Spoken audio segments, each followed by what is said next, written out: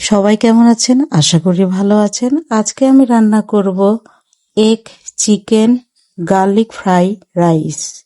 এর জন্য আমাদের গরম পানি ঝরিয়ে টকবক করে ফোটার পরে ধোয়া চাল দিয়ে দিব।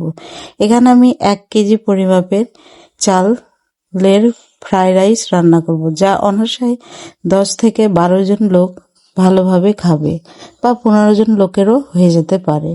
এবার একটু 2 চা চামচ লবণ ও 1 চা চামচ চিনি দিয়ে ভালোভাবে ফ্রাই রাইসটি রান্না করব।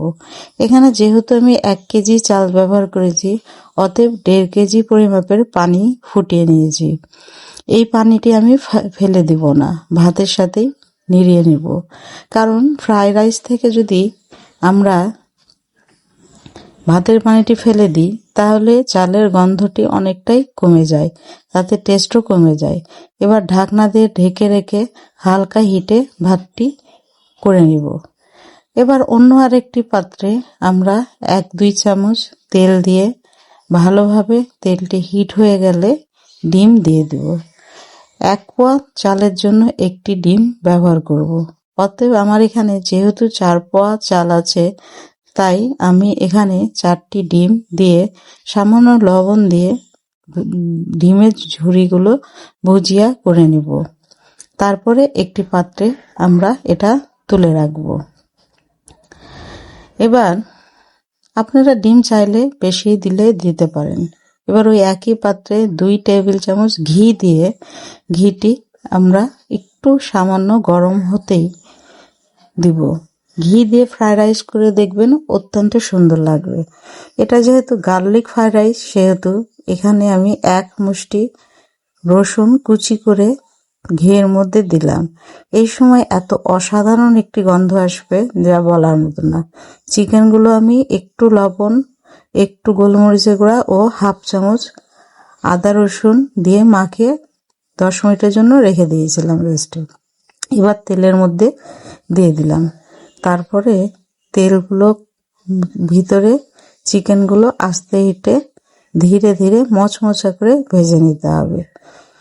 এবার কিউব করে রাখা সব সবজিগুলো দিয়ে দেবো। এখানে আমি টমেটো, গাজর, বরবটি, পেঁয়াজ, কাঁচামরিচ, ক্যাপসিকাম দিয়েছি। টমেটো ব্যবহার করলে টমেটোর অবশ্যই বিচিগুলো ফেলে দিতে হবে এবং একটু শক্ত টমেটো নিতে হবে। সব সবজিগুলো ভালো করে চিকেনের সাথে একটু 5 থেকে 10 মিনিটের মতন ভাজতে হবে। তারপরে 50% ভাজা হয়ে গেলেই এবার যেই ডিমগুলো আমি ভুজি করে রেখেছিলাম তা দিয়ে দিলাম। ডিম এবং চিকেন আপনাদের ব্যাপার, বেশি দিলে বেশি টেস্ট হবে। এবার 1 চা চামচ লবণ দিয়ে সবজির পরিমাপে, এখানে প্রায় আমার 1/2 কেজির মতন সব সবজি হবে, ও 2 টেবিল চামচ গোলমরিচ গুঁড়া দিয়ে ভালোভাবে সবজিগুলোকে রেডি করে নিতে হবে। এখানে 80% সবজি রেডি হলেই হবে, 20% ভাতের মধ্যে যে রেডি হবে। এবার ভাতগুলোকে ঝরঝরা করে নিয়েছি একটি চামচ দিয়ে। তারপরে যত ভাজা সবজিগুলো সব ভাতের মধ্যে ঢেলে দিব। আমি এখানে যেহেতু বেশি পরিমাপে করছি, অতএব কড়াইয়ে এটা করা সম্ভব না, তাই যে পাত্রে ভাতটি করেছি সে পাত্রে হবে। এটা ঝরঝরে হয়ে যাবে। এখন একটু নরম মনে হচ্ছে, কিন্তু কিছুক্ষণ পরে ঝরঝরে হয়ে যাবে। আমি কিন্তু চুলার আঁচ একেবারে দিইনি, বন্ধ আছে।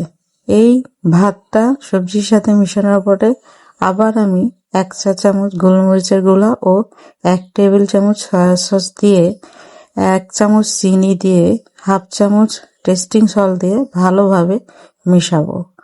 এই সময় যদি তেলের পরিমাপ বা ঘিয়ের পরিমাপ কম মনে হয়, সামান্য একটু দিলেই দেখবেন ঝরঝরে হয়ে যাবে। এবার মিডিয়াম আঁচে দিয়ে 10 মিনিটের মতন আবার নাড়াচাড়া করলেই হয়ে যাবে আমাদের অসাধারণ egg chicken garlic fried rice. দেখেন কত সুন্দর এখন ঝরঝরা হয়ে গেছে। এটা খুবই টেস্টি ও খুবই ইউনিক একটি ফ্রাইড রাইস। গার্লিকের গন্ধটা এত সুন্দর আসবে যে খুবই টেস্টি লাগে। সবাই